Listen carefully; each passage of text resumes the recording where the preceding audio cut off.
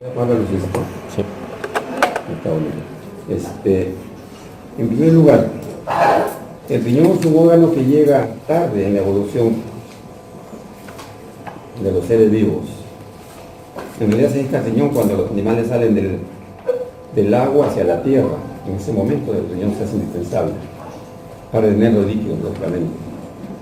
De tal manera que el riñón, como es la introducción que les hago, órgano tardío, que se necesita para vivir fuera del agua, tiene como condiciones para su función: uno, recibir un alto flujo sanguíneo, 1200 a 1500 centímetros por minuto.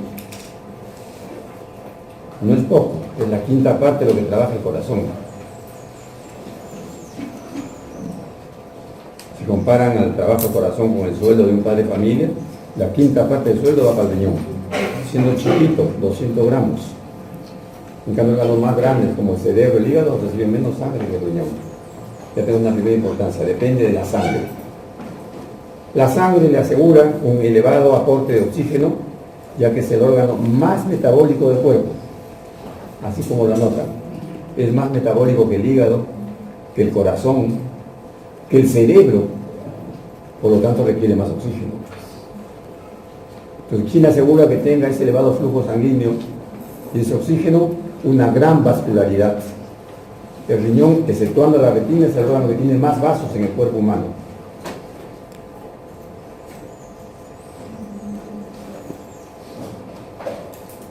Serían las tres condiciones sine qua non para que el riñón trabaje bien dentro de un cuerpo humano: un elevado flujo sanguíneo con alto consumo de oxígeno, un gran metabolismo y una gran vascularidad.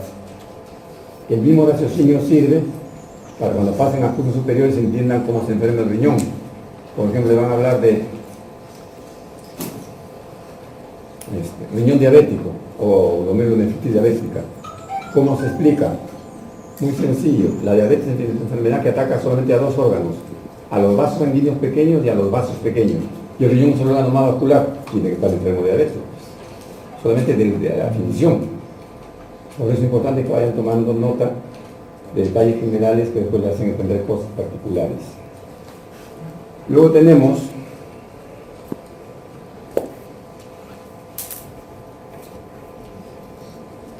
que el riñón tiene, además de esta condición, tiene una estructura especial, una estructura sui generis, que es la membrana de filtración. Siendo el glomérulo de Malpighi un capilar, tan capilar como los capilares que tenemos en el resto de la economía, en los pies, en las manos, en los brazos, etc., este capilar es diferente porque tiene una triple membrana de filtración. Los capilares de la economía tienen una sola membrana. El endotelio se separa y por ahí salen los líquidos o se mueven. En el riñón hay tres membranas. Una, el endotelio, con espacio de 700 angstrom. El capilar normal tiene apenas 100 angstrom, o sea, es 7 veces más permeable que un capilar. Dos, una membrana basal, que es una proteína espirilar, una proteína en forma de resorte, digamos así, que va desde el endotelio hasta los podocitos. Esta membrana contiene unos espacios, unos huequitos, digamos,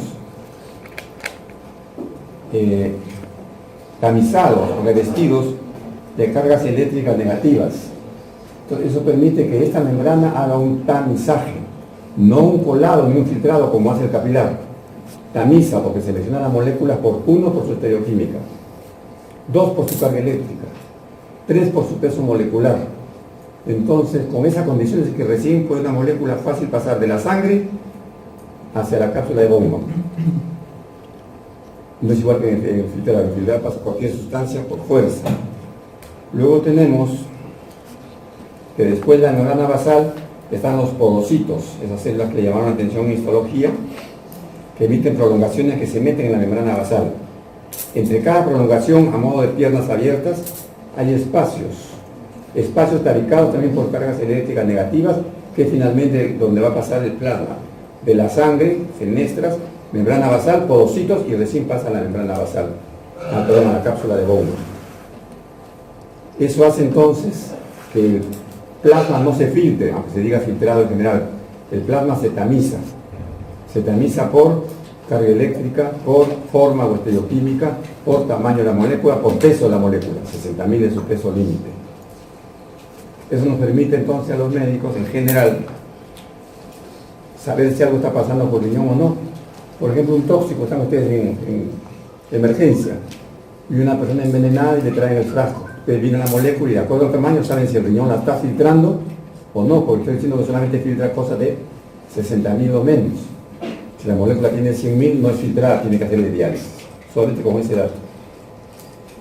Si no saben ese dato, se pueden ayudar con la San Martín de Porras, porque eso no saben nada. Luego tenemos, entonces he dicho las 3 condiciones porque trabaja su riñón, su membrana especial.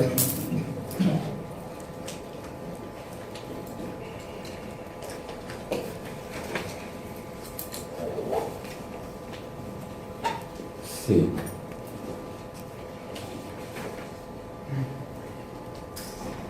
Esto no la pide. Ya. Luego tenemos que el riñón cumple por lo menos 9 funciones. 9. Otra cosa, usualmente, como decía, hay muchos desaprobados en este capítulo renal. No, todavía no. Baja eso por esa presión. Baja. Y el gas que eleva la presión. La explicación es sencilla, jóvenes. Antaño, como los animales vivían en cuevas, ¿de acuerdo? Salían de cacería los animales porque tenían que comer y tenían muchas heridas. Estamos hablando de hace millones de años.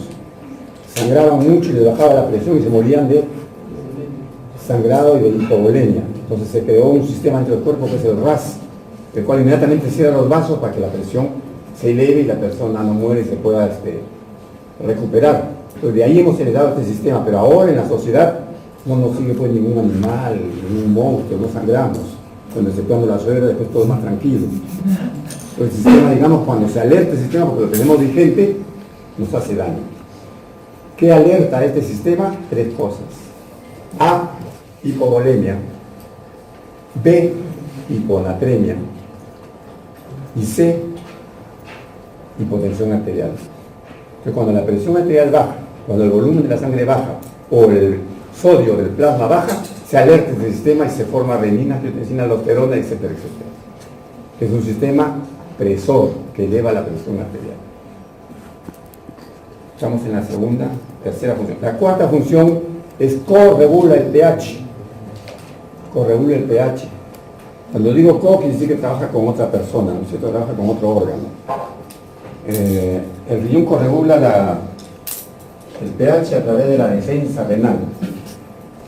La defensa renal. Y la defensa renal está conformada por 1, secreción de hidrogeniones. 2, reabsorción de bicarbonatos.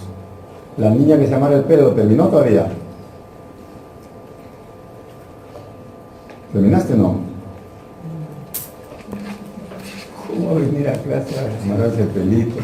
Mejor hacer striptease acá arriba de la banca, pues. ¿Qué te pasa? Ven en tu casa peinada. Qué roche, por eso como me friega, ¿no? Claro, esa noche. La defensa renal, ¿cómo corregula el pH? 1, secretando hidrogenones. 2, reabsorción de bicarbonatos.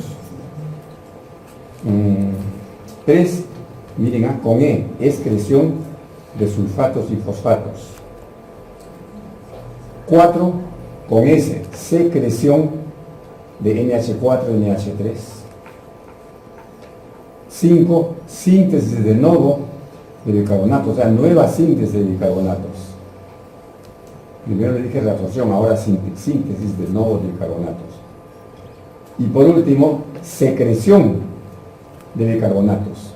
¿Cuándo secreta bicarbonatos? Cuando haya acidosis. ¿Cuándo reabsorbe? Cuando haya acidosis. Como el cuerpo siempre está entrando en acidosis por su metabolismo alto que tiene, el riñón siempre está captando hidrogeniones. Luego tenemos otra función más, eliminar residuos o catabolitos metabólicos. También eliminar sustancias tóxicas, abióticas o con X, xenobióticas, o sea, sustancias que no producen calorías, ¿no? Como los medicamentos, los colorantes, preservantes, etc. Ahora hay una función más también importante. El riñón elimina catabolitos, pero ahora exclusivamente de origen proteico, donde destaca A, la urea, B, la creatinina, C, el ácido úrico y D, amonio amoníaco.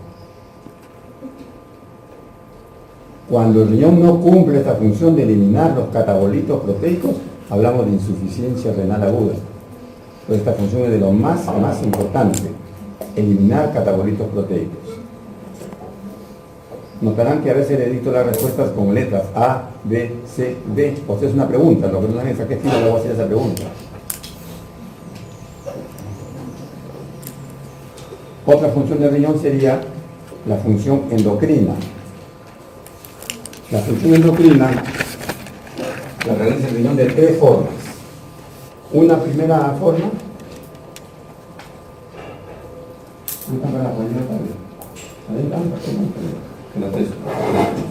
¿con qué función, jóvenes? Endocrina. La endocrina la cumple de tres formas. Una, que el riñón actúa como órgano blanco, es decir, que tiene receptores para algunas hormonas. Por ejemplo, tiene receptores para aldosterona, para ADH, para paratormona, calcitonina, para estrógenos. Entonces, así como digamos el ovario de la mujercita recibe FSH, LH porque tiene receptores para esta hormona, así el riñón tiene receptores para otras hormonas, por lo tanto es órgano blanco. Segunda acción del riñón. El riñón no recibe la hormona. La hormona trabaja en otro sitio del riñón, recibe la acción de la hormona. El caso más clarito es la hormona tiroidea. La hormona tiroidea aumenta el metabolismo basal, aumenta el trabajo de las células. Si el corazón trabaja más, ¿habrá mayor o menor gasto cardíaco? Mayor gasto cardíaco, pero tiene que trabajar más. Si trabaja más el corazón, ¿le entrega más sangre o menos al riñón? Si el riñón recibe más sangre, orina más o orina menos. Entonces miren, la tiroides trabaja en el corazón y el riñón termina aumentando sus diuresis. Otro ejemplo. El riñón tiene, digamos, los glomérulos llenos de vasitos sanguíneos. El calor, ¿vasodilata o vasoconstriñe un vaso? Lo vasodilata. Si lo vasodilata, el riñón recibe más sangre o menos sangre. ¿Por qué se vasodilata? Porque la tiroides aumenta el calor del cuerpo. El calor vasodilata, la vasodilatación filtra más y si filtra más, mayor diuresis. Regla de tres nomás. Otra. La hormona tiroidea aumenta el catabolismo de las proteínas. Si hay mayor catabolismo de proteínas, habrá mayor... Esa niña está durmiendo la mano en la cara. ¿Qué te pasa? Saca la mano en la cara. Saca la mano en la cara, hijita. Yo también soy alumno como tú, imbécil, que ponía la mano acá. A ver, la joven, ¿en qué estábamos? Ayúdame. Se están soplando donde estamos. Aumento de catabolismo. Entonces, si aumenta la catabolismo de proteínas, hay más urea. Si hay más urea, hay mayor agua por dilución. Si hay mayor agua, hay mayor diuresis. Entonces, miren cómo la hormona tiroidea trabaja en otro sitio y lo hace trabajar más al riñón indirectamente. Un ejemplo más. Cuando aumenta la hormona tiroidea, hay glucosa elevada en sangre, hay hiperglicemia. La glucosa atrae agua y cuando sale por el riñón vence el PM para la glucosa y aumenta la diuresis. Miren, la tiroides haciendo cosas en otro sitio, aumenta la diuresis. Normalmente, en la orina de un día, que más o menos 1,5 litros y medio, se pierden 100 miligramos de calcio. Si la persona orina más, pierde más calcio. ¿Culpa de quién? De la tiroides. Tan cierto que los casos de hipertiroidismo a veces llevan a descalcificación. Bien. La tercera acción endocrina sería: el riñón ni es órgano blanco ni recibe la acción de la hormona. Él produce hormonas, sintetiza hormonas. Por ejemplo, sintetiza el 1,25-dihidroxicodecalciferol, la vitamina D3. por ejemplo, sintetiza la eritropoyetina, que sirve para madurar la sangre, los glóbulos rojos. Sintetiza prostaglandinas, la E2 y la I2, que son vasodilatadoras. Entonces tiene una serie de acciones, jóvenes, una serie de acciones endocrinas propias, desde sustancias resortivas hasta la E y la vitamina D3, que son las máximas exponentes. Ojo que decimos vitamina D, pero se comporta como una hormona, la vitamina D, la que la sintetiza. Vitamina D, de dedo. De dedo.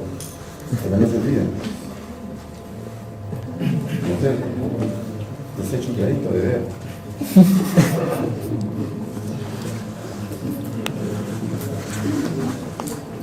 Y la última función sería la función metabólica. ¿Cómo no? El riñón sintetiza, hemos dicho, hormonas, sintetiza sobre todo prostaglandinas, sobre todo las protectoras, después les voy a hablar cuáles son las protectoras. Sintetiza NH3, NH4, sintetiza el riñón, su función metabólica. Y una función poco mencionada, pero importante. Cuando la persona hace ayunos largos, sobre todo cuando hace deshidrataciones largas, y la persona hace hipoglicemia, por ejemplo, en una huelga de hambre. Supongo que es una huelga de hambre, usted una semana quiere matar al profesor Velázquez. ¿De acuerdo? Porque no se hace Velázquez, ¿no? ¿No? Todavía. Es un maldito. Bueno, estamos entonces diciendo que en casos extremos el riñón puede realizar neoglucogenesis. O sea, la función que solamente el hígado la hace normalmente, el riñón la vuelve a hacer. Neoglucogenesis. Y la hace a partir de aminoácidos. La señorita no conversa, te estoy viendo, niñita. Salvo que sea tu pareja, te voy a dar permiso especial. No, no es tu pareja, no conversa y esto.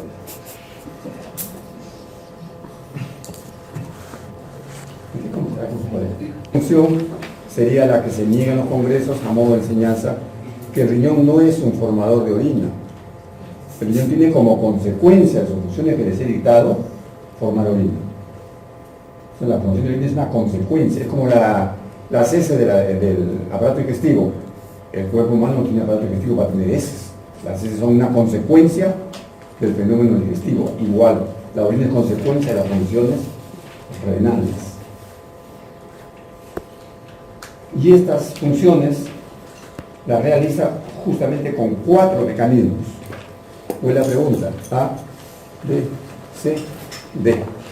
Primera función, filtrado glomerular. Segunda función, reabsorción tubular. Tercera, secreción tubular. Y 4, metabolismos. Pues a cada sustancia le hace una, dos, una más, otra menos, y combinando esto produce la excreción de la sustancia o depuración, si quieren, de la sustancia. Bien.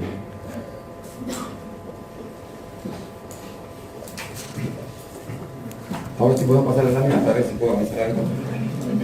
A ver. Esta lámina, otra cosa, jóvenes, mis láminas las empleo para dictar en diferentes momentos. Por ejemplo, puedo dictarle a obstetricia, puedo dictarle a posgrado, a residentes, a ustedes que son pregrado. La empleo en diferentes momentos. Hay cosas que ustedes no tienen por qué aprender sin memoria, solamente lo que el profesor subraya. Eso no está ni en las láminas que han sacado la fotocopia, que a los que llegan tarde peor. O sea, yo voy indicando qué parte de la lámina se estudia. Porque estudian todo esto y afuera, no se estudia todo esto. Seguimos. Esta lámina es solamente para subrayar que el flujo sanguíneo, litros por minuto, no te usted las cantidades, y el que recibe más, el riñón como le dije, 1200 a 1500 por minuto. Comparen, reciben más que el corazón, más que el cerebro, más que el músculo. En todo caso, estos órganos solamente reciben más sangre cuando trabajan mucho el músculo, porque es una carrera. Pero en realidad el riñón recibe más normalmente. Ahora con el aislamiento de que el riñón apenas pesa 250 gramos, estos órganos pesan pues kilos, subrayando la importancia del riñón. Recibir la quinta parte del gasto cardíaco. Por lo tanto, depende del gasto cardíaco del corazón. Mi pregunta sería inocente para la niña de negro. ¿Cómo te llamas? Yo sí. El riñón depende del trabajo del corazón. La quinta parte del trabajo va para él. En los viejos, ¿el riñón estará bien o estará menos fregado? Mal, claro, si el hijo trabaja poco, su corazón, el riñón trabaja poco. En todo caso tiene que adaptarse, solamente por ser viejo. Me acuerdo bien lo que espera de todo esto de las porque soy Gabriel, ¿cómo te llamas? ¿Tú también yo? Sí. Pues sería esa la idea, subrayar un conocimiento. Otra. Esta lámina para subrayar la vascularidad, la cantidad de vasos que tiene el riñón, con una particularidad más. En sus libros de Gannon, o por ahí he visto la porquería de Gannon, si ahí está. La broma es para que aprenda, joven. Se habla de que el riñón tiene lóbulos, incluso en histología usted viene a estudiar que el riñón tiene lóbulos. El riñón no tiene lóbulos. Se hacen unos mamelones que los han contado los doctores que son lóbulos, y no. La razón es esta, miren. En la cara anterior, el riñón tiene las arterias número 1, 3, 5 y 7. Y en la cara posterior tiene las arterias 2, 4 y 6. Estas arterias se comunican entre sí, la 4 con la 6, la 6 con la 5, hacia atrás, adelante, de tal manera que cuando uno hace cirugía, por ejemplo, de este extremo, puede perjudicar a otros sectores del riñón, porque no hay lóbulos, están imbrincadas las arterias, en sentido anteroposterior o en sentido supero inferior. Este de los vasos que le digo que se afectan con la enfermedad llamada diabetes. Otra. Esto es solamente para sintetizarles de que el riñón, estas bolitas oscuras acá, miren ustedes, en las células, son las famosas bombas ATP o bombas ATP oxígeno dependientes, para demostrar que el riñón trabaja constantemente con oxígeno y el oxígeno depende de la sangre de los vasos. Lo dicho, de eso depende la función del riñón. Pero esta lámina solamente sintetiza de una forma muy alivarrada que hace una nefrona con el filtrado. El filtrado tiene que ser trabajado por reabsorciones o por secreciones.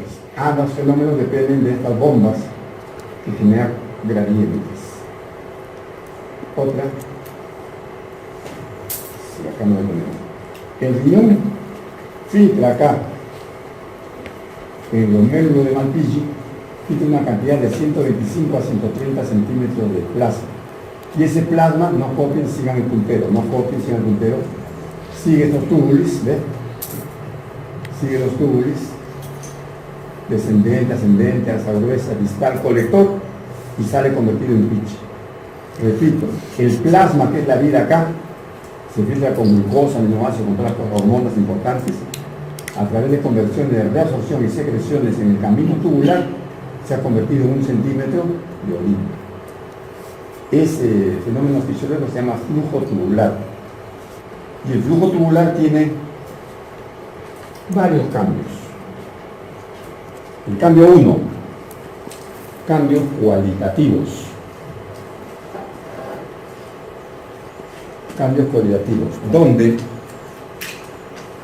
el segmento proximal, que es el más metabólico, realiza cambios, uno, obligatorios. Por ejemplo, la persona diabética pero igual sobre azúcar. Son cambios que no cambian con nada, son obligatorios. 2, son cambios tamponantes, o sea, evitan grandes variaciones. Son cambios equimoleculares, se reabsorbe el ion con su agua respectiva, de tal manera que el filtrado, noten ustedes, va disminuyendo el volumen, pero con la misma osmolaridad. ¿Está bien? 3, este espacio es electrogénico, es decir, genera electricidad. Para esto, un adendum anterior.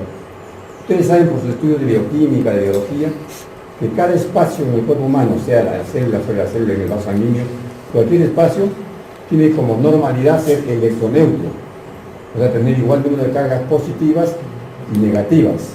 Y acá se rompe esa dicotomía entre ustedes. Se reabsorbe sodio violentamente porque hay muchos receptores, pero no el cloro. Y el cloro queda atrapado generando una electrovalencia de -2. Esto favorece la secreción de cargas positivas, por ejemplo hidrogeniones, ya que por electricidad se atraen polos opuestos.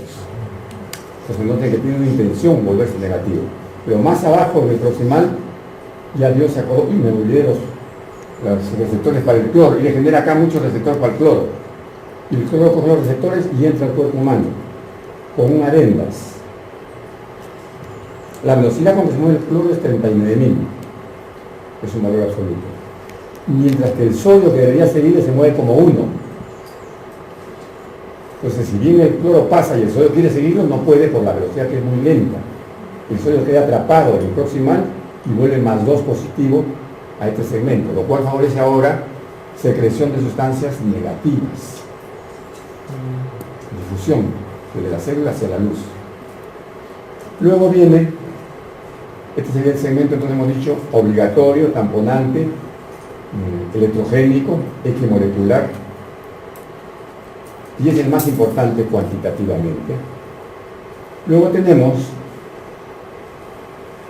el asa descendente. En el asa descendente lo que ocurre es lo siguiente. En primer lugar decía de que la osmolaridad esta de acá, que es más o menos 180 milosmoles, cuando va pasando el filtrado se reabsorbe líquido con soluto, por lo tanto no cambia la osmolaridad, acá sigue siendo 180.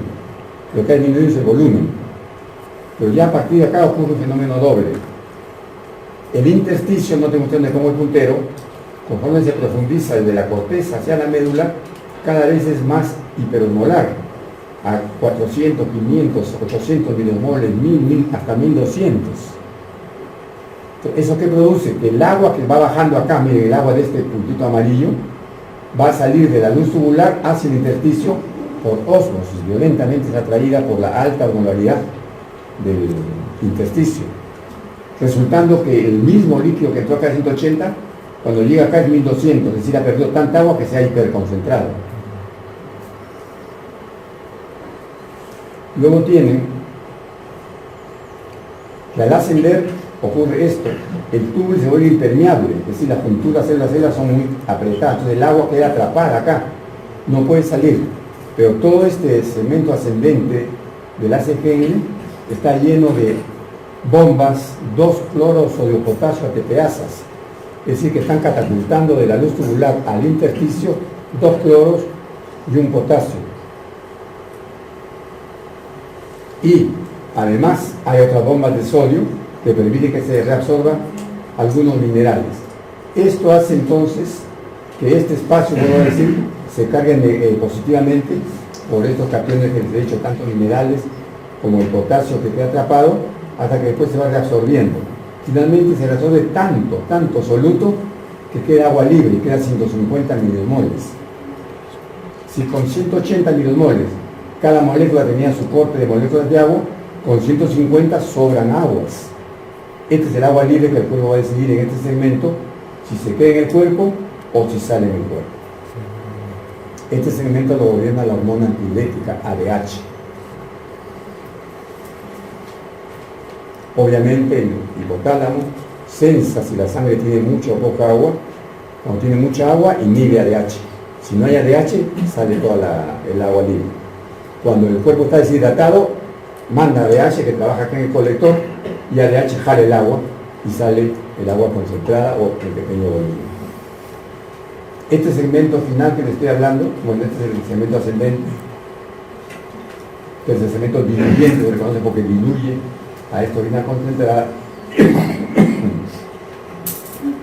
A partir de acá, en el distal colector, en esta zona, se transforma en un segmento facultativo u hormonal. Noten que este de acá, el primero que les he dicho, era obligatorio, no importa cómo es el cuerpo, tiene que cumplirse estas restricciones. Acá no, acá son las hormonas, básicamente dos. El sodio, que según haya mucho, perdón, estoy hablando de tonterías, la aldosterona, que según haya mucho o poco sodio, va a trabajar, y la otra es ADH, igualmente. Si hay mucha agua se inhibe, si hay poca agua, trabaja. Aldosterona trabaja acá jalando sodio, y al jalar sodio, arrastra agua. Un cambio de H lo único que hace es jalar agua y al jalar agua concentra iones en la orina. Este segmento se llama facultativo u hormonal, porque hay dos hormonas que son las que más o menos inciden. Finalmente el segmento excretor, que es el colector, ya saben ustedes, la incluye básicamente la hormona antidiurética y la urea. Entonces hemos visto cambios cualitativos, el obligatorio, el concentrado, el diluyente, el hormonal y el eliminador de agua. Ahora vayamos a otra característica del flujo tubular. La otra característica sería la electrogenicidad, esta acá que le decía. Noten que el tubo es menos 2, más 2, más 7 milivoltios, menos 45 milivoltios, menos 35 y sale la orina. ¿Qué determina acá el menos 2? En la entrada de sodio con permanencia del cloro en el tubo. ¿Qué determina acá el más 2? La salida del cloro con permanencia del potasio y del sodio acá en la, ¿cómo se llama? En el tubo. En este segmento, por si acaso, hay unas bombas que hacen esto, meten acá potasio y de acá el potasio jalan sodio, de tal manera que la electricidad ni aumenta ni disminuye. Pero esto sí, repito, este segmento gana sodio y mete potasio, este segmento de acá. De tal manera que esto puede ser atacado con medicamentos para que nosotros queramos preservar el potasio o no.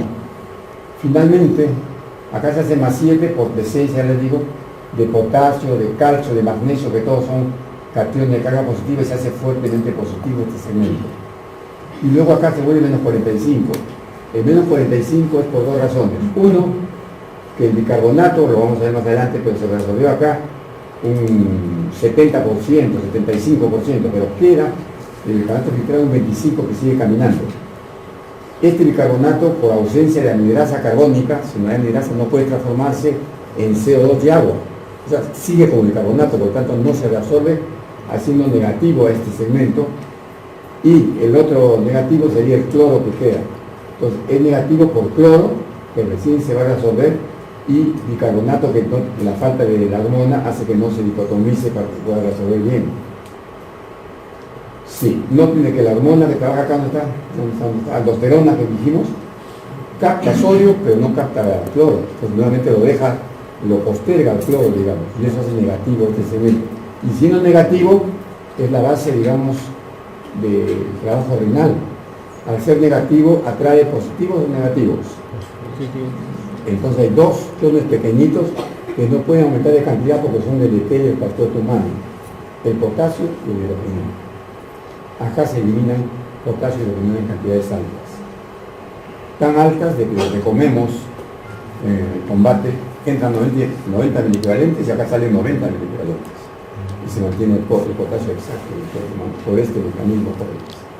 Ya nos hablan ustedes que no, en una orina no pierde potasio, el cuerpo se llena de potasio, hay hiperpotasemia. Y el potasio es el ion que más afecta al corazón. Remember that Mr. Killer is right with K. And Mr. Kalium also. Muerte y potasio escriben con la letra K. Pero eso deben recordarse siempre. El único ion que no se puede jugar en medicina es con potasio. ¿De acuerdo? Vale. Luego la osmolaridad. Ya les expliqué, la osmolaridad acá se mantiene, acá se concentra, acá se diluye, y acá como el agua libre se decide si se elimina orina osmolar o orina hiposmolar. Serían los cuatro cambios entonces: cambios cualitativos, cambios, faltan los cuantitativos. La cantidad, este es más sencillo, se filtran 125 a 130 y acá se reabsorbe más o menos, acá la flecha veo unos 80, por lo tanto quedan acá unos 45 centímetros de filtrado.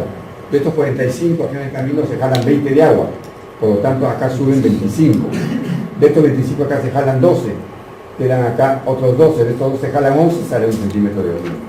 Entonces de 130 que se filtraron, al final queda 1 centímetro, y 1 centímetro multiplicado por 1440 minutos que tiene el día, da el litro y medio que está en los libros que figura como promedio. De ahí sale ese promedio, no es inventado. Se supone que es un clima ideal, una persona ideal, etc. Algunos estarán pensando, ¿no? En invierno, en verano. Claro que estos cambios, estos son datos promedios. ¿De dónde salen los 1500 que dice el libro que miramos diario? De este promedio. El riñón forma 1 centímetro de orina por minuto, y como el día tiene 1440 minutos, se forma en un día 1440, o sea, 1,5 litros. Bien sencillo. Promedio en varón, por si acaso. La mujer orina mucho menos, y como está en nivel tortizo intermedio. Entonces ya vimos los cambios cualitativos, la calidad del filtrado, cuantitativo, la cantidad de filtrado, electrogénicos, las microvalencias. Hemos visto cambios de osmolaridad y falta el último cambio de pH. El pH es una condición de vida importante, que también es más peligroso que el potasio, porque el potasio solamente afecta, o no solamente nos afecta mayormente al corazón, a la fibra cardíaca, pero el hidrogenión afecta a todas las células, en particular al cerebro. Entonces, el riñón cumple la función de eliminar hidrogeniones de la siguiente manera. 1. Acá lo que hace el riñón es reabsorber bicarbonatos. Al reabsorber bicarbonatos, reabsorbe también sodio, y al entrar sodio, el cuerpo emite hacia la luz un hidrógeno. Este hidrógeno, por reacciones químicas, bioquímicas, se transforma en agua y sale expresado como agua libre de orina. Entonces el hidrógeno primero que sale en el túbulo proximal a través de la anhidrasa carbónica, que acá sí hay en la luz tubular, se forma agua y CO2. El agua sigue como agua libre de orina y el CO2 retrodifunde al cuerpo para ser reciclado.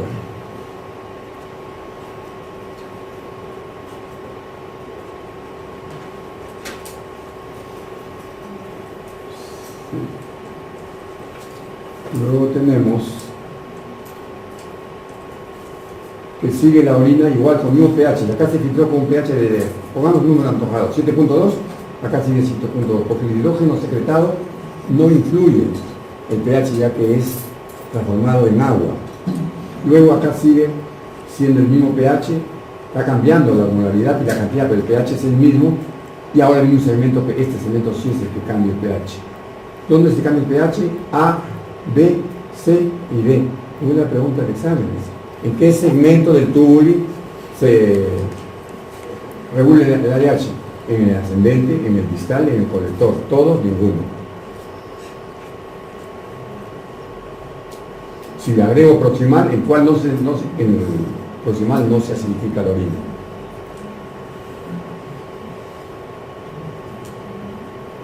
Se nota, ¿no es cierto? A proximal, B ascendente, C distal, E colector. ¿En cuál segmento no se acidifica la orina? En el proximal. ¿En cuál se acidifica? En B, C y D. Sencillísimo. Bien. Y luego, en este segmento sí se realiza la acidificación eliminando hidrogeniones en gran cantidad para resolver bicarbonatos, para sintetizar bicarbonatos. Se elimina, también acá se secreta NH3 y NH4, su nombre lo indica, la fórmula, hidrogeniones en gran cantidad. Estos hidrogeniones que hacen sintetizar esta célula son eliminados por esta vía y salen hacia acá.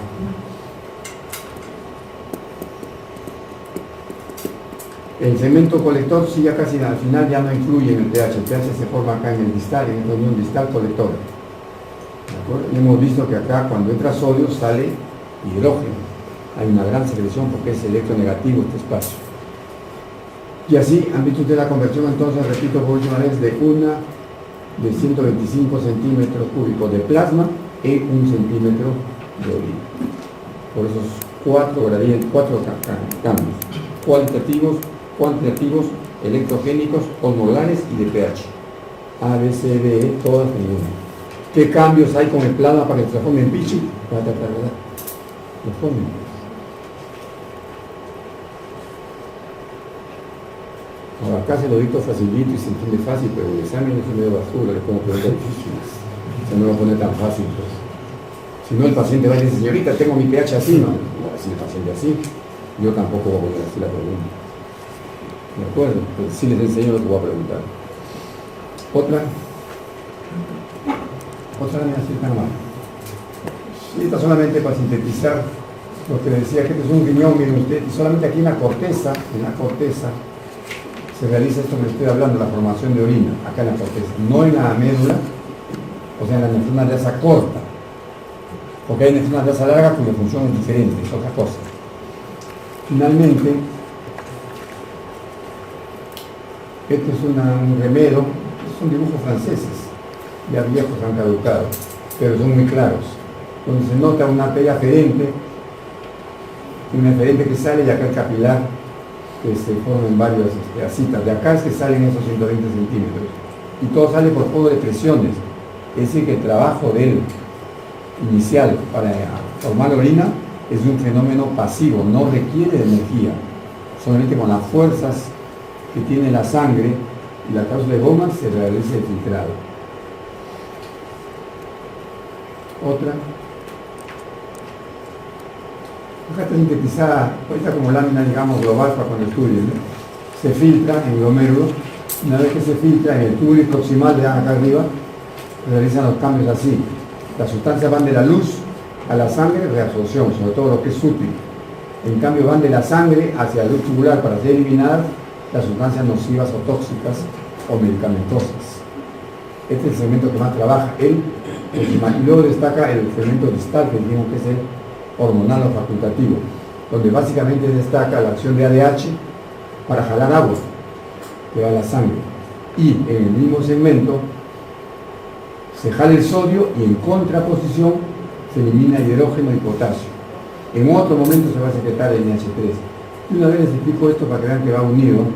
El dibujo este, como le digo, es de una escuela de hace 40 años, pero muy claro, no está actualizado con este conocimiento. Les repito, supongamos que acá donde estoy yo parado es esto, la luz tubular.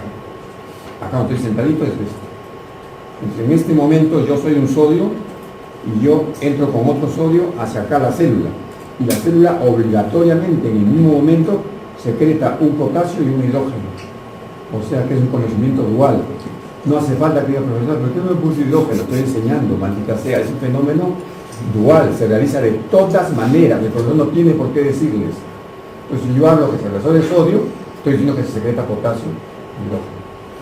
Y si digo que se secreta hidrógeno, estoy diciendo que se reabsorbe sodio. Entonces yo puedo preguntar a un paciente que tiene este sistema hipertrofiado, que jala mucho sodio y bota mucho potasio, ¿qué no le daré los alimentos? Sodio. ¿Qué le daré los alimentos? Potasio. ¿Cuál es el mecanismo? No tiene la misma pregunta para dos filas, A, B, C, así no se pueden copiar.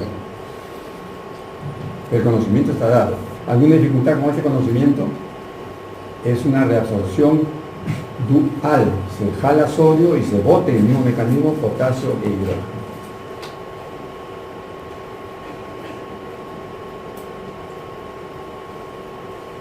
Y en otro momento de la célula hay esta secreción de NH3. Cuando el cuerpo sintetiza NH3, que lo vamos a ver más adelante, pero acá estoy percibiéndolo, en ese momento es que gana 2 bicarbonatos.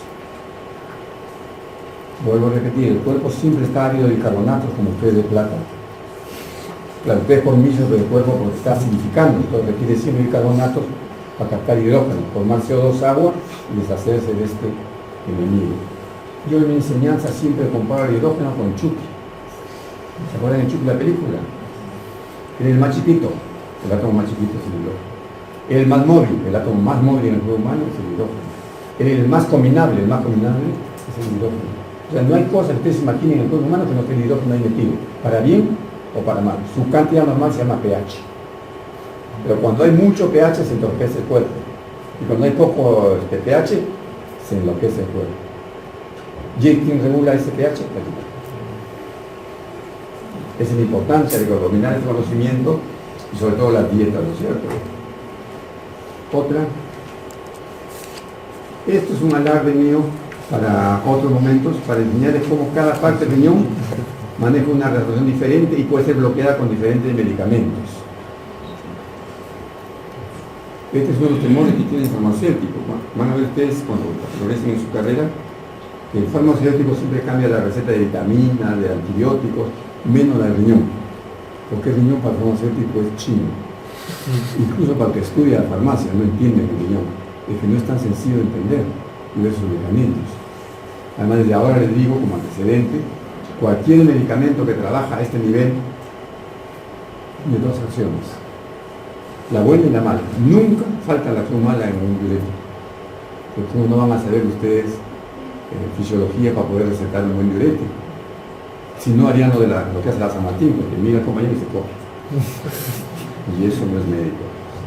Acá viene un chico, hijo de un colega mío que era decano en Iquitos, y hizo examen de traslado. Y me saludó, le agradece. No me mandó nada, ni una tortuga, un mono, nada. Pero él estaba ahí con su papá, me mandaba saludos, ya le dije. Y en eso me llama. Y me dice, le para una pregunta. No entiendo esto, me dice. Yo esto lo receto a mi papá, pero no sé cómo es. Era una pregunta sobre diuréticos en el examen de traslado. Pues yo lo miré y dije, o sea que recetas eso y no lo sabes. Hasta ahora este estudio médico, lo regresé.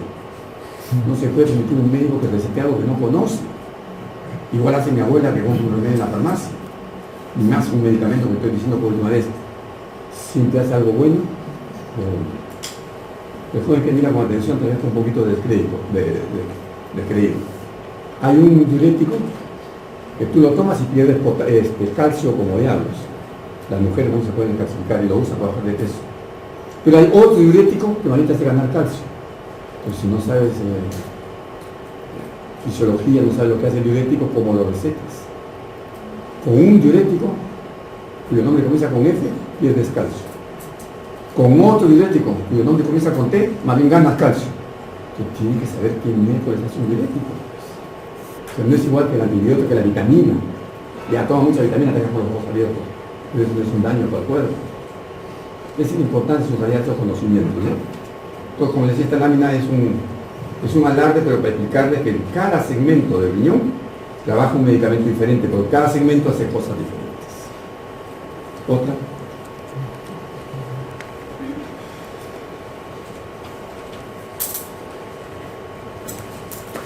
Esto para subrayar un conocimiento que está a la vista.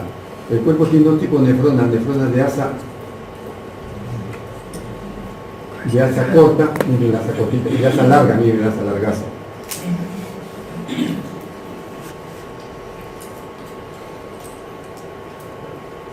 El hecho es, lo importante es que en la corteza está la mayor cantidad de nefronas. De hecho hay 7 de estas por una de estas. Y las funciones son diferentes. Las nefronas de asa corta son las que realizan estas funciones que les he dicho. ¿Lo tiraste o se suicidó de la producción? Vamos a parar acá con su plumón, ¿eh? A ver, explicando de que hay nefronas de asa corta que son las que forman la orina y hacen las funciones que les he dictado. Pero acá hay unas nefronas que no les he hablado. Las nefronas de asa larga, ¿ven? Estas son más escasas. Están en el límite entre corteza y médula. Y miren, su asa llega hasta la misma pelvis renal. Son menos, son un 13%. Estas nefronas, su función más importante es reabsorber agua. Entonces, en los casos de deshidratación, una persona que está en el desierto, o animales que viven en el desierto, tienen más nefronas de asa larga porque requieren ahorrar agua. También cuanto más cerca al agua está la persona o el cuerpo humano, el cuerpo vivo, perdón, requiere nefronas más de asa corta que de asa larga. La nefrona de asa larga es la vida cuando salimos del agua. Ya vas a la clínica y verán personas que orinan, por ejemplo, 10, 15, 20 litros al día. Si necesita chorona, no necesita esta nefrona, digo, se muere simplemente la persona deshidratada. Son nefronas que ahorran agua. Finalmente, un detalle más en esta misma lámina. Noten que varias nefronas de asa corta como esta, 1, 2, 3, 4, 5, 20, drenan a un colector. Y varios colectores a un colector mayor. De tal manera que el colector que está drenando acá a través de la cripta de Bellini a la papila de la pelvis renal, acá ya sale las gotas de orina. Esto de acá representa acá arriba miles de nefronas. Entonces, una enfermedad en la pelvis, aunque tenga un nombre bonito, pielitis por ejemplo, afecta a mayor cantidad de células, de nefronas, que una enfermedad como una tuberculosis que puede afectar, por ejemplo, a 10, 20 nefronas. Se entiende, por la disposición anatómica es más importante el daño en la pelvis renal que en la corteza.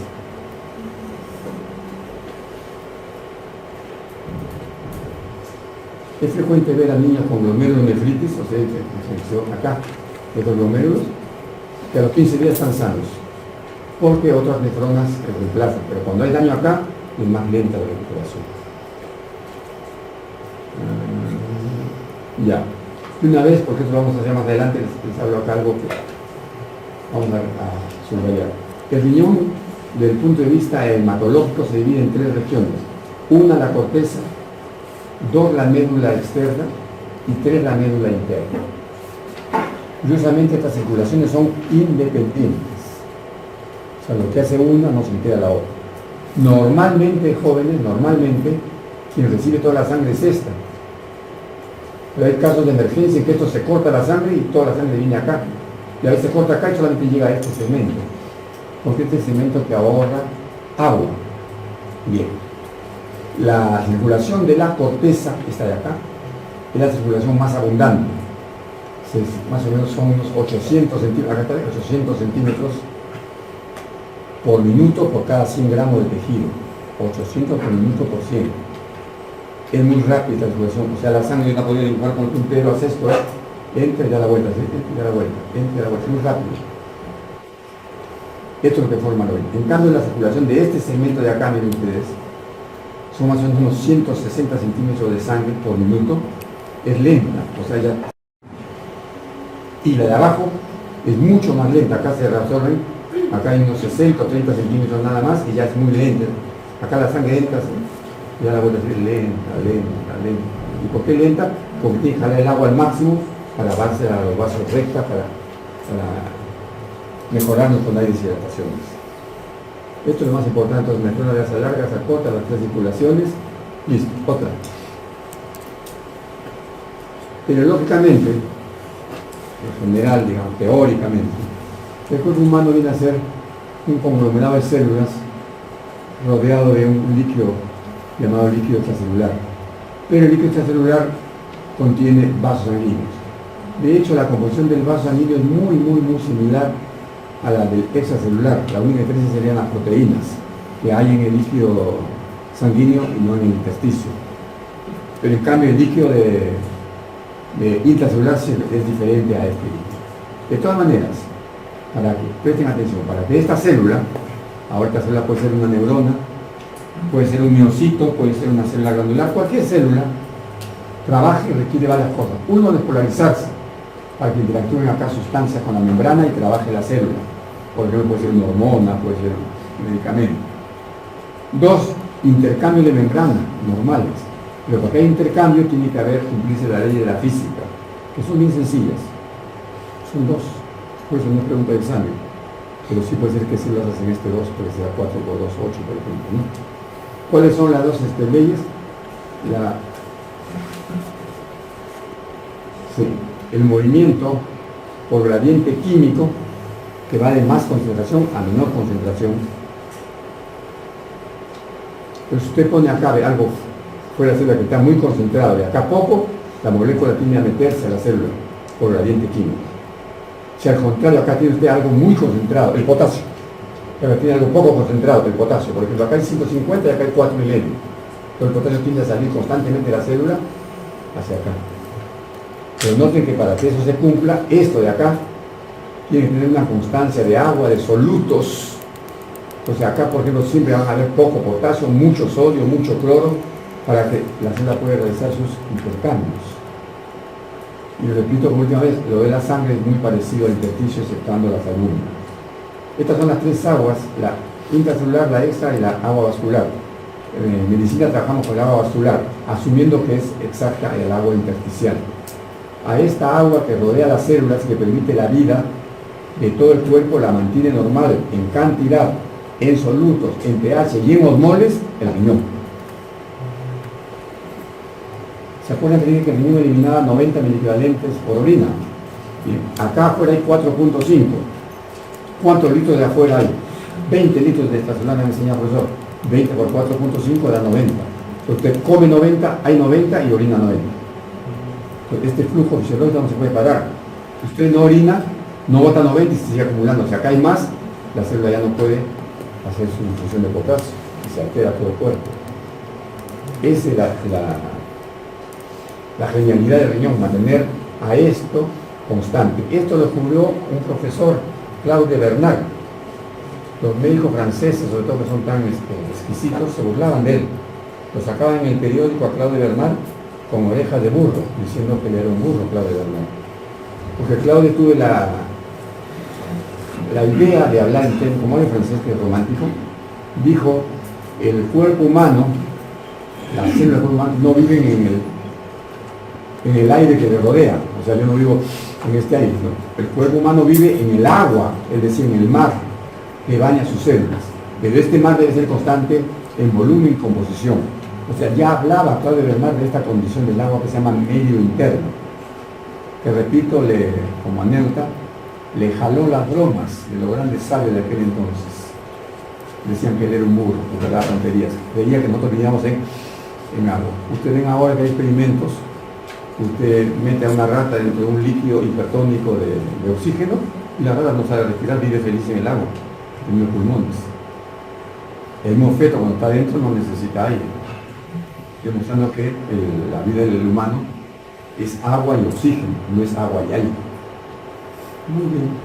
Entonces, dentro de este conocimiento que les he dicho, destacan 3 iones para estos movimientos que se llaman los movimientos de vida.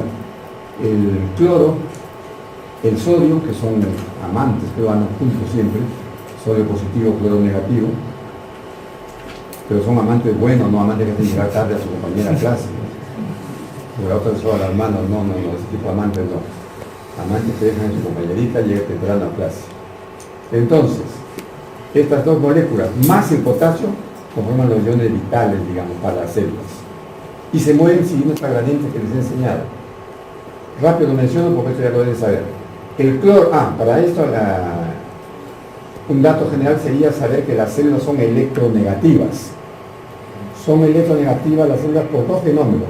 Uno que normalmente está teniendo cargas positivas, es decir, el potasio está saliendo de la célula. Entonces los espacios son electronegativos, decimos. Pues si el potasio sale aquí positivo, la célula queda negativa. Si a eso le agrega que la célula tiene mucho proteínato, muchas proteínas de membrana que son negativas, eso hace que las células normalmente sean menos 90 milivoltios. Pero la primera condición de vida es que la célula es negativa. Por tanto, el cloro que es negativo tendría una dificultad eléctrica para entrar. Más bien la célula bota el cloro, porque siendo negativa, el interior de la célula no quiere cloro que son negativos. Pues. Y al contrario, el cloro por gradiente, acá afuera hay 90 a 105 de cloro, y dentro de la célula hay apenas 10 de cloro. Hay un gradiente químico que favorece la entrada de cloro a la célula. Pero 2 gradientes, el que prima, el que es más potente, es el químico. Noten ustedes ahora con el potasio. Con el potasio ocurre lo siguiente. El potasio está acá feliz porque él es positivo y la célula es negativa. Es decir, está pues como por ejemplo mi delegado en la avenida de Quito, así feliz. Es un ejemplo que pongo nada más. Acciones con aniones. Aquí no está de general, pero eso. Explicando el potasio entonces con la broma y todo. El potasio acá es feliz porque el pH, la electricidad de la célula es negativa. Hasta ahí correcto. Pero acá hay 150 equivalentes de potasio y acá afuera solamente hay 4,5. Entonces el gradiente va de mayor a menor. Entonces el potasio normalmente por gradiente químico está escapándose de la célula por gradiente químico. ¿De acuerdo? Ahí está, el gradiente químico está saliendo de la célula. Para regresar tendría un problema. ¿Cómo ingresa el potasio si acá adentro hay más? El gradiente, repito, va de mayor a menor concentración. Pues acá la salida está bien porque acá hay 150, acá 4 sale. Pero como entra acá, si acá hay 10 y acá hay 150. Se generan unas bombas que contra gradiente lo empujan al potasio. Algo así como un estudiante que sin saber lo metemos a la universidad por recomendación. O sea, entra el potasio recomendado al intracelular por la bomba sodio-potasio ATPase. La misma bomba va a servir para que el sodio, ahora, el sodio, miren usted, entra atraído por 2 gradientes, eléctrica y química. Él es positivo, además, si la célula es negativa, ya tiene gradiente eléctrico. pero además acá afuera hay 142 mini-equivalentes y acá dentro hay 10. O sea, hay un agente químico violento que le impulsa al sodio a entrar. Y el sodio, estudiantes, así como los jóvenes, andan en grupo, el sodio anda en grupos. Siempre rodeado de una corte de moléculas de agua. Siempre. Como estos chicos de los reality que andan con chicas de los reyes, igualito. Entonces el sodio cuando entra con agua y edematiza la célula. A la hora que le mete agua la diluye, a la hora que la diluye le altera sus procesos bioquímicos, físicos, etc. Entonces el agua con sodio no es conveniente para la célula. Se le llama tumefacción turbia. Realmente el cuerpo humano cuando se enferma las células entran primero en tumefacción. O sea, se vuelven lentas por este mecanismo. Entonces el cuerpo humano, la evolución animal ha creado unas bombas acá, que son proteínas que se encargan de sacar al sodio que ha entrado y recuperar el potasio que había salido. Entonces la normalidad de la vida, segundo a segundo, son estas bombas, sodio, potasio, ATPasas. No se olviden que estas bombas, al ser proteínas, tienen un factor genético hereditario, es decir, que heredamos las bombas de nuestros ancestros, padres, abuelos, etc. ¿Se imaginan una bomba que no jale bien sodio? Esa persona va a terminar haciendo hipertensión. Por ahí van los conocimientos más o menos. Otra es una lámina de lucimiento general. Acá están las funciones, regula el agua, el electrolito, la presión, el pH, elimina metabolitos, metabolitos proteicos. ¿Qué significa, señorita, sin admiración? ¿Usted qué significa? Pregunta de examen magnética.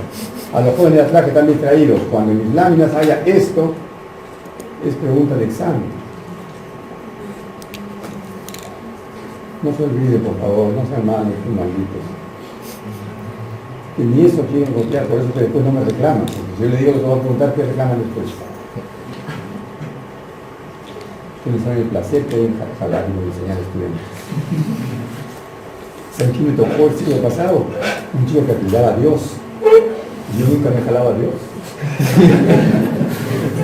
No será coincidencia, pero el chico que jalaba. Ahora tengo impresionante, también me he jalado a Dios, imagina. Ya. Luego tienen ustedes los mecanismos que enseñé. Acá un dato más. Las nefronas en el cuerpo humano son en este número, 2 millones más o menos. Estos 2 millones de nefronas, miren ustedes el otro detalle acá, que no se van a olvidar nunca, drenan en 100.000 colectores, más o menos, o sea, cada 20 colectores, cada 20 nefronas drenan en un colector. Como los colectores no me indica, coleccionan, drenan ellos acá en la papila. Entonces, un daño a este nivel representa mayor daño en nefronas que un daño separado acá. Entonces, no se olviden cuando vayan a clínica, las enfermedades de la pelvis tienen esta particularidad, que reciben a los colectores. Y los colectores, según les dice, coleccionan miles de nefronas. Este es un alarde de la escuela francesa, esto de acá. Este señor hizo disecciones, microdisecciones, para medir cuánto tenía un glomero, el proximal, gel, etc. Y se dio con esta sorpresa, que los glomérulos suman en realidad 2 metros cuadrados, siendo tan microscópica la superficie por la que se filtra el plasma.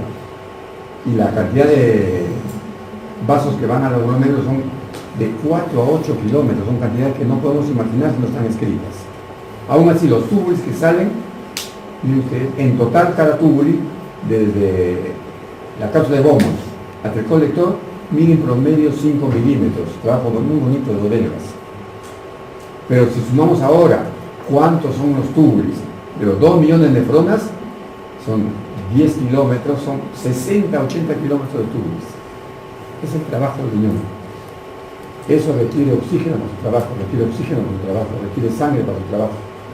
Es la forma como trabaja el riñón.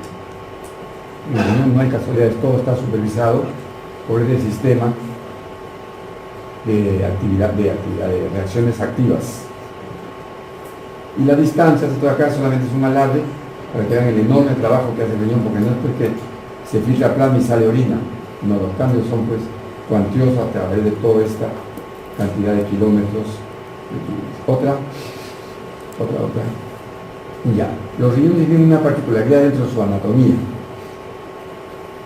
Ellos están ubicados más o menos en esta posición, miren ustedes. Primero son retroperitoneales, están hacia atrás, por detrás del peritoneo, número 1. Pero número 2, como el riñón derecho es más bajo que el izquierdo, Y la explicación es que arriba del derecho está acá el hígado, es decir, como techo, no lo deja subir al pobre riñón. En cambio, el riñón izquierdo no tiene acá hígado, entonces puede subirse un poquito más. Esto es importante para la hora de examinar con las manos el riñón. Su ubicación está más o menos entre la dorsal 11 y la lumbar 3. En ese espacio están los riñones, según la persona sea más grande o más chica. Entre la dorsal 11-12 y la lumbar 1 a 3 es su ubicación normal. Pero el detalle más importante todavía sería que estos riñones, que pesan 250 gramitos o 235 en las mujeres, tienen una ubicación, un eje, miren así, miren el puntero, oblicuo, de adentro hacia afuera, o sea, el riñón realmente se está alejando de la columna.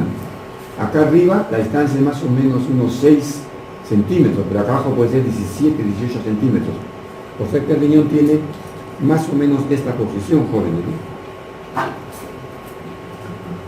O sea, no está así, él está así.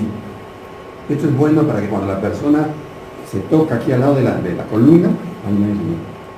El de los músculos seguro. El riñón está por fuera. Es un acto importante, sobre todo a la hora que percutimos o cuando lo quieran palpar. Un detalle más. El riñón tiene una movilidad de arriba abajo de 3 a 5 centímetros. Pues esta distancia se ve así, con la respiración. Cuando uno inspira, el riñón desciende. Cuando uno expira, el riñón asciende. Entonces uno pone la mano en el abdomen, así como está mi mano, y le diga, inspira. Y cuando inspira, uno hace esto. Y toca el borde inferior del riñón. Pero si usted no sabe que el izquierdo está más arriba que el derecho, va a estar haciendo la mano como un idiota y el riñón no le dice nada, pues está más arriba. Entonces es bueno saber esto. Sí, los clínicos cuando lo hacen examinar, ven a dónde pone usted la mano. Usted pone la mano en un lado y la otro lado igual, no puede ser, porque los riñones no están a igual altura.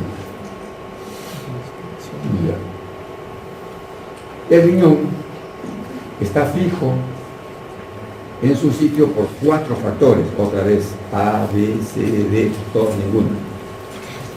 Primer factor, el pedículo vasculonervioso, o sea, los vasos que llegan o salen del riñón son muy cortos. El riñón está muy cerca a la aorta, entonces apenas tiene un trayecto de unos centímetros desde el riñón a la aorta, sus vasos sanguíneos. Los nervios igual. Acá está la aorta, digamos, miren el tamaño de los vasos acá. Es muy breve. Tanto las venas como los vasos. Esto hace que el riñón hacia arriba o hacia abajo no pueda moverse mucho porque está fijado por el pedículo vasculonervioso. Además, si hay nervio, al moverse mucho duele porque jala al nervio. Entonces, el riñón tiene esa particularidad de que no se puede mover mucho. Al no moverse mucho, avisa a través del dolor cuando está descendiendo. Esto es útil sobre todo en unas enfermedades renales. El riñón desciende y el dolor nos avisa de que está siendo traccionado por peso, por lo que sea. Entonces el primer factor que lo va a fijar es el pedículo vasculonervioso. Pasa la lámina, otra. Segundo factor, el riñón, acá está el riñón donde pongo el puntero, está rodeado de una grasa, se llama la grasa perirrenal, o sea, lo envuelve el riñón, de Gerota. Gerota con 2T, Gerota. Es el científico que se dio cuenta. Pero esta grasa, estudiantes, ojo, pestaña y ceja, dijo una vieja pensadora, no pensadora, ya pensaba mucho. Esta señora se dio cuenta entonces de que esta grasa es altamente metabólica. ¿Qué quiere decir? A ver, esos jóvenes o esas jóvenes que hacen dieta, que ve que he bajado 2 kilos, adolescentes, la ropa de baño, su hermanita menor seguro. Pero no saben que la primera grasa que baja en los humanos es esta, es una grasa altamente funcional. Por suerte también es la primera grasa que se forma. Pero la primera lipogénesis y la primera lipólisis del humano es en esta grasa perirrenal de Gerota. Esta grasa está taricada, ¿no? Como ustedes que hay dibujado, para imitar unos tabiques que son aponeurosis y que pega la cara posterior de esta celda con la cara posterior del riñón. O sea, está como pegado con una especie de imancito. Pero si la grasa se gasta, nadie lo agarra el riñón se descuelga. Ese riñón se llama tosis. P-T-O-S-I-S, tosis. Se descuelga por falta de pegamento. ¿Qué hizo el pegamento que se gaste? Un ayuno largo, por ejemplo. Luego tienen ustedes la prensa abdominal. Miren acá, hay signo de vibración. Pero este es D. abdominal. Lo que pasa, como decía, que mi secretaria, como muchos de ustedes, va al baño, y cuando va al baño fuma, como ustedes sale con los pelos parados y me copia cochinadas en mis láminas. Pero acá es abdominal, abdominal. Sí, fuma barato orégano, parecía la estudiante. El baño huele a orégano. Entonces decíamos que la prensa abdominal, estas vísceras que pongo acá 3, y los músculos de acá, los músculos rectos, los oblicuos, presionan hacia atrás, atriccionan al riñón, lo ajustan con la cara posterior. Ahora imagínense esta prensa abdominal de un sedentario que tiene una barriga chelera de 2 litros, 3 litros. Eso mucho ya no ajusta. Una multigestante que ha tenido 7, 8 embarazos, esos músculos no ajustan, pues, pero nada. Entonces, esta prensa se puede perder por falta de trabajo, por obesidad o por embarazos múltiples. Finalmente, la hojilla de Toll, la misma borrachera que se pegó acá para poner abdominal, acá también es T-O-L-D-T, Toll, acá, T-O-L-D-T, o sea, pone la A y agrega una T. La hojilla de Toll significa lo siguiente. Si ya copiaron, presten atención ahora. ¿Listos? El peritoneo, acá lo he dibujado con verde, ¿de acuerdo?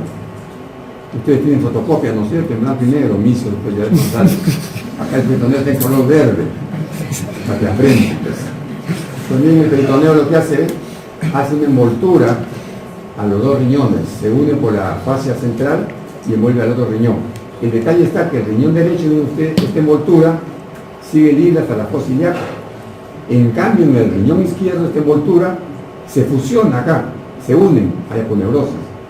A esto le llamamos hojilla de Toll. Es igual que si a nuestro pantalón le cosiéramos nosotros donde pasamos los pies, la boca, entonces quedaría atrapado nuestro pie. Le damos hojilla de Toll. Esto hace que el riñón izquierdo muy poco pueda tosarse. En cambio, el riñón que más se tosa es el derecho. Incluso puede llegar hasta la fosa ilíaca, porque se resbala acá, es como un tobogán, y cae en la fosa ilíaca. En cambio, el izquierdo está detenido por la hojilla de Toll. Entonces, cuando hay tos renal, van a ver que le duele más del lado derecho que el izquierdo. Esta es la explicación. Otra. Factores. Hemos dicho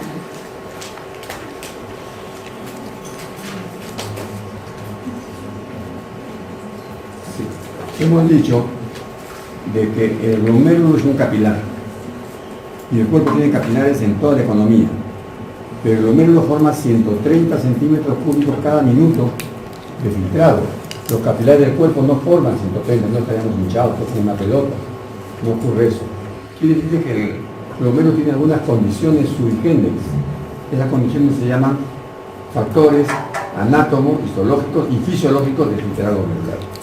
Es así para que uno pueda entender cómo se filtra, cómo se enferma el filtrado, cómo mejoramos el filtrado. De acuerdo.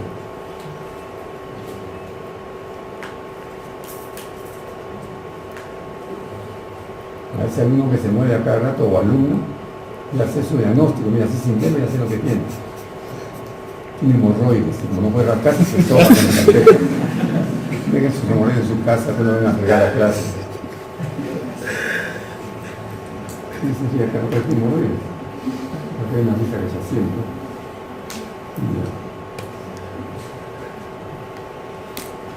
Pablo Borrero también se ríe con todo. En tu voto nace el macho de Pablo Borrero, ¿no? Su cuerpito que tiene se agarra con unos brazos. No se deja tumbar el Pablito. Ese es el terror. Primer factor que nos asegura por qué el filtrado glomerular es diferente al filtrado somático. ¿De acuerdo? 1. Hay mayor presión de perfusión. En los capilares, la fuerza con que la sangre sale hacia el intersticio para darle vida a un grupo de células es de 30 o 35 milímetros de mercurio. En cambio, el capilar glomerular tiene una presión de 70 milímetros de mercurio, es el doble. Tenemos primero que la presión con que llega la sangre al glomérulo es el doble de la presión con que llega a los capilares de la economía. Número 2, la cantidad de sangre, ya ven ustedes, es el 20%. O sea, la quinta parte de lo que trabaja el corazón. Yo esto siempre lo explico así, Si un padre gana 5.000 soles y tiene como 10 hijos, ¿por qué a un hijo le va a dar 1.500 soles? Debe darle a cada uno 500 soles. No, el cuerpo le da más al riñón, por la importancia que tiene para trabajar la sangre. Y eso sirve para darle mayor oxígeno, y el oxígeno sirve para que trabaje el riñón. Número 3, la distribución. Ya les he dicho que llega más sangre normalmente a la corteza que a la médula. Pero si la persona hace una hemorragia, por ejemplo, requiere sangre, inmediatamente se corta el flujo cortical y comienza a llegar flujo a la médula para que ahorre todo el agua que puede. Es un mecanismo de vida mediado por sistemas simpáticos, receptores alfa.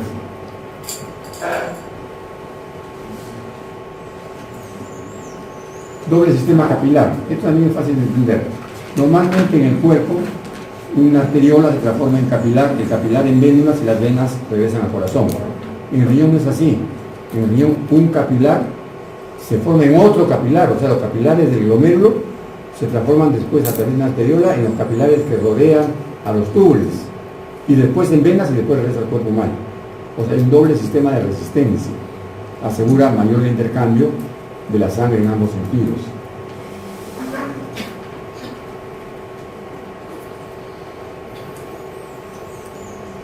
Si se suma la superficie del filtrado de los glomérulos contra la filtrado de la economía y la permeabilidad, se ha visto que normalmente el glomérulo es 50 veces más superficie y 50 veces mayor permeabilidad. La permeabilidad les he dicho, normalmente el capilar, el sistémico, tiene 100 angstrom de tamaño. El espacio del endotelio es 707 veces mayor. Y en cuanto a superficie, es 50 veces más. Luego tenemos la característica de la arteriola aferente y la eferente y su autorregulación. Delegado, dile al chico de atrás qué significa la admiración. O llegan los de atrás. Vean la importancia del ir temprano.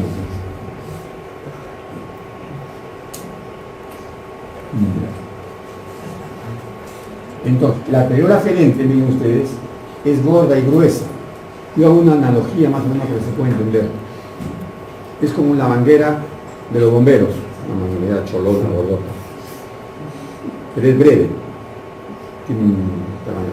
En cambio, la eferente es mucho más larga, pero más delgadita, como la manguera, por ejemplo, con que regamos el jardín. ¿Se entiende la comparación?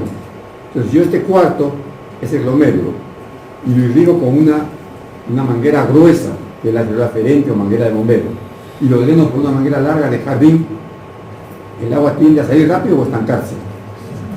Por eso, y teniendo un glomérulo de muchas porosidades, se filtra, facilita el filtrado por esta congestión, dada por mayor diámetro aferente y menor diámetro eferente. A esto le agregamos algo más, que estas dos arteriolas se autorregulan. Por ejemplo, supongamos que la puerta de atrás, por dentro de María, esa es la arteriola aferente, la gorda y gruesa. Y acá tenemos la salita que es delgadita, la eferente. Si yo quiero retener agua en el cuerpo humano, es muy sencillo. Abro esta y cierro esta. Entonces el agua se condiciona acá y tengo más en el glomérulo. Si quiero hacer lo contrario, cierro esta y abro esta, entonces el agua sale del riñón. Pero eso tiene una particularidad que es automático.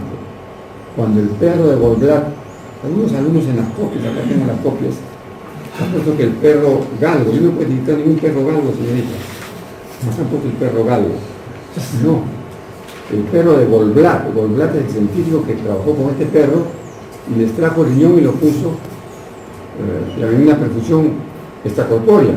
Y cuando le ponían más agua, este riñoncito del perro de Goldblatt, donde vemos acá, seguía formando 130 centímetros de orina. Entonces hizo lo contrario, voy a cerrar el agua, le cerrar el agua al máximo y seguía formando 130. Quiere decir que el riñón se autorregula. Como este riñón estaba fuera del perro, sabemos que esa autorregulación es independiente de nervios y de hormonas. Entonces el riñón tiene la capacidad de autorregularse. Con un agregado más, todavía se complica más la cosa. El sistema simpático está inervando el riñón en los dos extremos, en la aferente y en la eferente. Cuando hay una breve estimulación simpática, trabaja tanto en aferente como eferente. Pero la aferente es más gorda, que la eferente es más delgada. Entonces, bien trabaja el simpático, el eferente C, cierra. Y si se cierra, la sangre se acumula en el glomérulo. Entonces, la vasoconstricción eferente simpática aumenta la presión de filtrado. Y si aumenta la presión de filtrado, filtra más. Y si filtra más, hace más pitch, mayor de veces. Ahora, mire lo contrario. El estímulo simpático va a ser más intenso, tan intenso de que ahora cierra la aferente. Si cierra la aferente, no hay filtrado. Si no hay filtrado, no hay diuresis. Entonces, el mismo estímulo simpático puede ser que orine mucho o orine poco. Esta es la explicación. Que hay más nervios en la eferente que en la aferente. Y sus diámetros son diferentes. ¿Se entiende, señorita? ¿Sí? ¿Se entiende, no? ¿Su cara es porque le gusta la clase o está... 7. No, sí, 7. No, en la 6 estamos. En la 7. Moleste de ver primero. No, mejor me paro. Los jóvenes de atrás, ¿logran ver este dibujo que voy a hacer acá o no?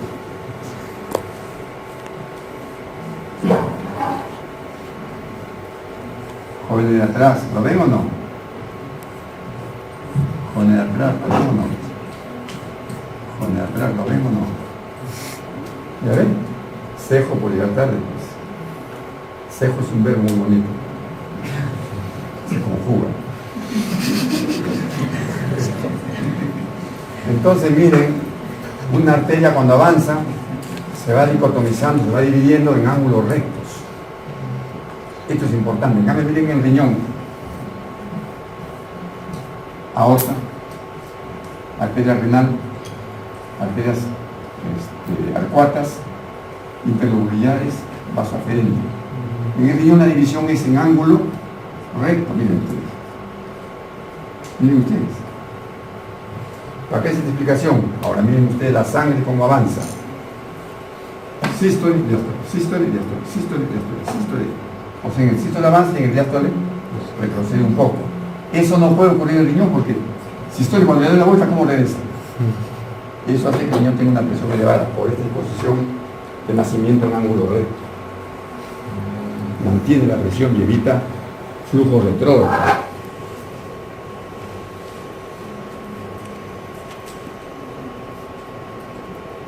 ¿Voy muy rápido? A ver, entonces, si ya diga muy rápido o no.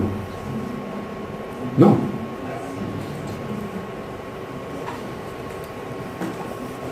Siete. 8. Nefrona de tipo de asa corta y asa larga. Ya les dije. Las de asa corta forman orina, de asa larga ahorran agua. Asa corta en la médula, asa larga en la asa corta en la corteza y asa larga en la médula. Bien. Luego tenemos el triple filtrado que les hablé por sus características.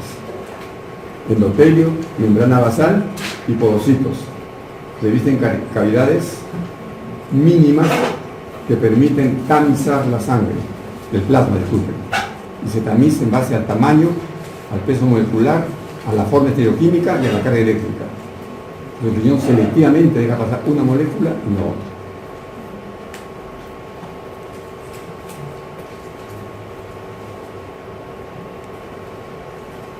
Sí, eso ya lo enseñamos, ya lo hemos hablado. Ahora acá, las nefronas funcionalmente, miren, no digo histológicamente, ni en el libro que tienes por ahí de Gano, sino cómo funcionan las nefronas. Las nefronas tienen una función que depende del balance entre el glomérulo y el túbulo. O sea, está hecho un balance fisiológico. El glomérulo hace la oferta, la sangre, y los túbulos reabsorben. Cuando están en equilibrio los dos, sale una gota que se llama orina. O sea, hay un balance glomérulo-tubular, normalmente.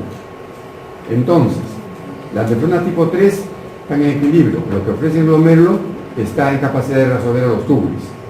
Hay nefronas tipo 1, en las cuales el glomérulo es más chico que el túbulo. Entonces el glomérulo, aunque se ocupa todo lo que puede, como el túbulo es más grande, va a reabsorber todo. Pero acá hay problema, hay una nefrona tipo 2, en las cuales el glomérulo filtra más de lo que un túbulo puede reabsorber. Y como hablamos de reabsorciones, hablamos de proteínas que reabsorben, estamos hablando de factor hereditario. Y acá viene un riñón perdedor, porque miren, acá filtra y recupera todo. Acá filtra y recupera todo, pero acá filtra y no logra recuperar todo, aunque esté normal la cantidad en la sangre. Entonces, digamos, diabetes renal. El riñón filtra el azúcar y no la resuelve toda, se elimina azúcar y una diabetes. no tiene que ver nada con insulina. El riñón no tiene la capacidad de